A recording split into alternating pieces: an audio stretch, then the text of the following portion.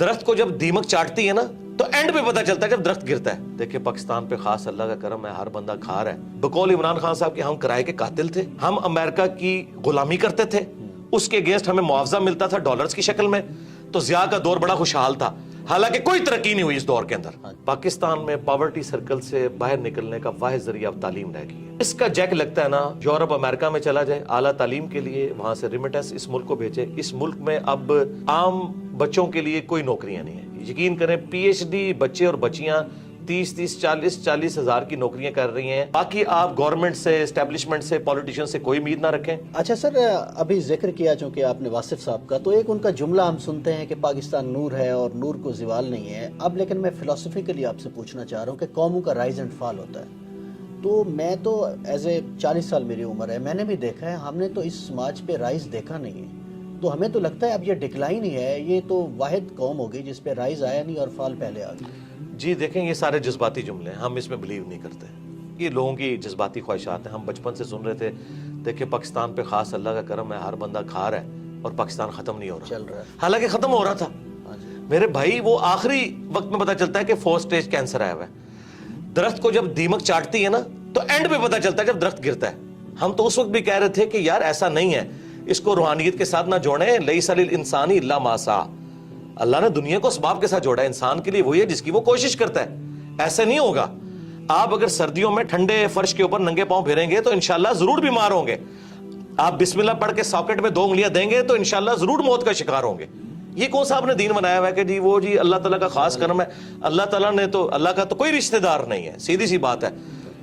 جب خلافت راشدہ ختم ہو گئی 30 سال کے بعد, ٹھیک ہے, بنو امیہ ختم ہوگی, بنو عباس ختم ہوگی, سلطنت عثمانیہ ختم ہوگی, رومنز, پرشینز, اور سب سے بڑی گریٹ بریٹن جن کی حکومت میں سورج ہی غروب نہیں ہوتا تھا, وہ ختم ہو گیا. تو یہ بات بالکل جذباتی جملے. یہ جو پاکستان چل رہا تھا نا ابھی, وہ چل رہا نہ تو دعاؤں کی وجہ سے چل رہا تھا اور نہ یہ تھا کہ وہ ترقی کر رہا ہے. ہوتا یہ تھا بقول عمران خان صاحب کے ہم کرائے کے قاتل تھے, ہم امریکہ کی غلامی کرتے تھے, اس کے اگینسٹ ہمیں معاوضہ ملتا تھا ڈالرز کی شکل میں, تو ضیاء کا دور بڑا خوشحال تھا. حالانکہ کوئی ترقی نہیں ہوئی اس دور کے اندر. ہمیں باہر سے مل رہا تھا, بلکہ ہمیں یہ بیساکھیاں لگائی گئی ہیں. مشرف کے دور میں کہتے ہیں جی دیکھیں جی 10 سال تک 60 پہ رہا ڈالر. وہ اس لیے نہیں رہا کہ مشرف نے کوئی یہاں فیکٹریاں لگا دی ہیں یا کچھ کنٹریبیوٹ کیا اس نیشن کو. جی ڈالر, آج بھی سرکار ڈالر آ جائیں تو دیکھیں ملک دوبارہ خوشحال ہو جائے گا. لیکن میں یہ کہتا ہوں اللہ نہ کرے کہ اب اس طرح کے ڈالرز آئیں. ہمیں ایک بار اس بستی میں گریں گے پھر اٹھیں گے اگر اٹھنا چاہیں گے, نہیں تو ضروری نہیں ہے. سارے بچے جوانی کی عمر کو پہنچ کے یا بڑھاپے کو نہیں فوت ہوتے, بعض بچپن میں بھی فوت ہو جاتے ہیں. یہ جذباتی باتیں ہیں کہ رائز ہم نے دیکھا نہیں ہے. تو کیا سارے بچے رائز تک پہنچتے ہیں؟ ہماری دعا ہے کہ اچھائی ہو. جرمنی دیکھیں تباہ ہو گیا تھا ورلڈ وار 2 کے اندر, تو آج دنیا میں جرمنی اور جاپان کے مقابلے میں کوئی ملک ہے مجھے بتائیں؟ تو دیکھ لیں وہاں پہ فوجیں اس لیول کی نہیں ہے, پھر بھی لوگ رات کو بڑے آرام سے سوتے ہیں. بس آخری سوال ہے سر, نوجوان جو ہیں اس ملک کے وہی وارث ہیں اور وہی تعداد میں سب سے زیادہ ہیں. بس ان کو ذرا مخاطب کر کے, سیاست, معیشت, معاشرت سب تباہ ہے, تو ہمارا مخاطب تو وہی ہے, وہی کچھ کر سکتے ہیں. جی نوجوانوں کو میں یہ ریکویسٹ کروں گا کہ آپ لوگ جو ہے نا اپنی تعلیم کے اوپر توجہ دیں. پاکستان میں پاورٹی سرکل سے باہر نکلنے کا واحد ذریعہ اب تعلیم رہ گئی ہے. جس کا جیک لگتا ہے نا, یورپ امریکہ میں چلا جائے اعلیٰ تعلیم کے لیے, وہاں سے ریمیٹنس اس ملک کو بھیجے. اس ملک میں اب عام بچوں کے لیے کوئی نوکریاں نہیں ہیں. یقین کریں پی ایچ ڈی بچے اور بچیاں 30 ہزار کی نوکریاں کر رہی ہیں ڈیٹا انٹری آپریٹر کے طور پہ. اور اتنا دکھ ہوتا ہے جس کے پاس ریسورسز ہیں, جسے اسکالرشپ ملتا ہے, ملک سے نکلے اور یہاں پہ ریمیٹنس بھیجیں. میں یہ نہیں کہہ رہا کہ آپ ملک ہی چھوڑ دیں, یہاں پہ اپنے ریمیٹنس بھیجیں, اس ملک کی ترقی میں آپ کردار ادا کریں. اور یہ کوئی عیب والی بات نہیں ہے. اس وقت بھی آلموسٹ 1 کروڑ کے قریب پاکستانی باہر کے ملک میں بیٹھا ہوا ہے.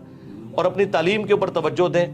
اور اگر کسی کے والدین کا کوئی کاروبار ہے تو تعلیم کے ساتھ اس کاروبار میں بیٹھنے میں کوئی آر محسوس نہ کریں. یقین کریں کتنے ان پڑھ لوگ ہیں جنہوں نے ہزاروں پڑھے لکھے نوجوانوں کو جابز دی ہوئی ہیں. آپ اپنے سرکمسٹانسز کو دیکھ کے نا جو بیسٹ پرفارم کر سکتے ہیں کریں, محنت سے جی نہ چرائیں. اور آپ جتنی اپنی ایفرٹ پٹ کر سکتے ہیں نا اپنا مستقبل بنانے کے لیے وہ کوشش کریں. باقی آپ گورنمنٹ سے, اسٹیبلشمنٹ سے, پولیٹیشین سے کوئی امید نہ رکھیں. بالکل کوئی دور دور تک حالات و واقعات یہاں نظر نہیں آ رہے ہیں.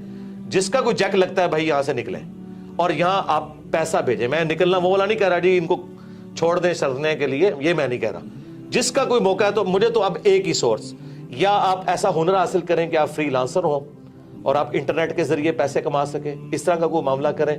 और जिनके पास पैसा है ना यार, वो कंट्रीब्यूट करें नेशन को। यार पैसे वाले लोग कम से कम सोलर अपने घरों पे लगवाएं ताकि गरीब लोगों को वापडा की बिजली सस्ती मिले। आप लोग भी अगर वापडा से लेके खाएंगे जिसमें सब्सिडी होती है शामिल, तो गरीब आदमी तक किस तरह सस्ती बिजली पहुंचेगी। तो जितना को कंट्रीब्यूट कर सकता है वो करे। पैगाम तो बहुत सारा दिया जा सकता है, मेरा इतना ही काफी। बहुत शुक्रिया मिर्जा साहब, जज़ाकल्लाह। यही पैगाम है जी, अपनी दुनिया आप पैदा करें नौजवान। मुझे इजाज़त दीजिए, अल्लाह हाफ़िज़।